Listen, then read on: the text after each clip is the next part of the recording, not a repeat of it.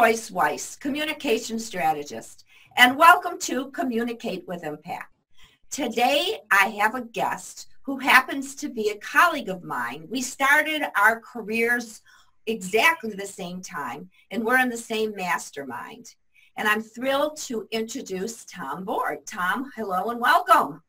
Joyce, thank you for having me. It's always a pleasure to be here. And ditto. So let me tell you a little bit about Tom. Tom is a business expert who works with small and mid-sized companies. He helps them improve their profitability by building their internal communication and trust levels. So Tom, let's get right into it since we talk about conflict on the Communicate with Impact. What barriers for solid communication and trust exist within a company? Well, Joyce, one of the first barriers I find with a lot of the clients I work with, it starts with the business owner or the management team.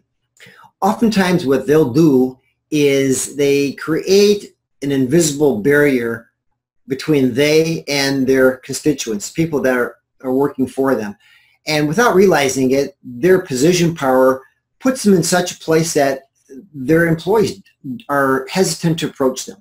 They're shy. They're, whatever you want to say, they're just not eager to step forward and initiate conversations with them. And certainly if there's a problem that comes up, that's even worse. So typically when you have a group of people that are reticent about communicating with you, it's going to create some communication gaps, some barriers right from the get-go. And I am thrilled that you're starting with this one because I find that many leaders, and I'm assuming you find the same thing, don't even realize. They say, there's no trust, I don't understand it, and they don't understand that it comes from them also. So thanks for starting with an important one. Give us some more. Well, another great example is just the position power that a person holds. Not only is there an invisible barrier, but the position power creates some type of concern for the employees. Because if one employee is seen easily going to the boss to discuss certain things, they soon get the reputation of just being a employee that wants to move up in the organization, which might say brown nose the leader in that organization. So that's a concern. So what we need to do is leaders or as business owners, make it clear to the people that work for us that you have an open door and that you encourage them to come by with their questions, with their suggestions, with the problems they might be experiencing so that they know that you're a resource and that you're there to serve them, not just them to serve you. So that's another key area. A third area is what happens in many organizations today is they shoot the messenger. So the messenger comes in there with the bad news or a question that indicates that maybe the thinking or the mindset of the leadership team isn't necessarily in the right place. That creates issues because when that employee brings up a concern or asks a question and gets shot, figuratively speaking, or they're told that that's a stupid idea, we tried that idea 5 years ago, it didn't work then, and it's not going to work now, or what gives you the right to even ask such a question. These kinds of responses are really, in a sense, shooting that messenger and spreading the message to everybody else in an organization. You better not question authority. And I love the fact that you said that the leadership, we're here to serve them. That's right. And this is, I mean, talking about trust and communication issues, all my viewers, if you're a leader, really pick up on this because this is something that I find is lacking in a lot of the communication. And then the good news of having this conversation, Tom, is that whether you're a leader or you're going to be a leader one day, this is good stuff. Do you have anything else or on this? One more barrier, and that's what I call the emperor has no clothes syndrome. You remember that fable, that children's fable about the emperor who had no clothes on, and he went on this parade through the streets. Everybody wouldn't tell him that until a few children saw what was happening, and they started making fun of the emperor because he had, quote, no clothes on. So that's the same thing in most organizations where people do not want to talk about the flaws that are existing in the organization. They don't want to talk about the decision makers' ways of not communicating properly, or maybe thinking a wrong way, or maybe they have a person in the organization they hold in high esteem, yet everybody else in the organization knows that that person is not doing their full job and that they aren't living up to the expectations that the leader or the boss of that company believes. So what I call the emperor has no clothes syndrome, that's where people just ignore the obvious and carry on because, again, they don't want to look like they're a person that's going to question authority or at the same time bring bad news to the powers that be. Oh, yeah. And I call it groupthink, which is basically the same thing, but I like the way you're saying it better.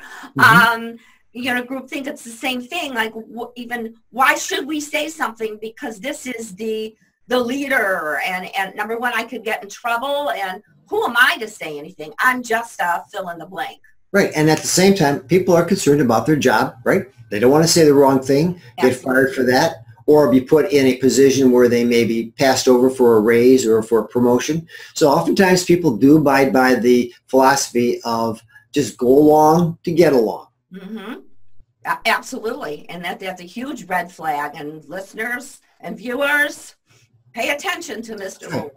Yeah, I think more than ever, owners of companies, they need to tune into this type of thinking because, let's face it, their best suggestions or best ideas are going to come from down below. The people that are working with their clients and customers every day, they have great ideas. They're creative people. We want to value them and we want to keep them because they're valuable to us because of their time in the organization, their intellectual capital that they've developed.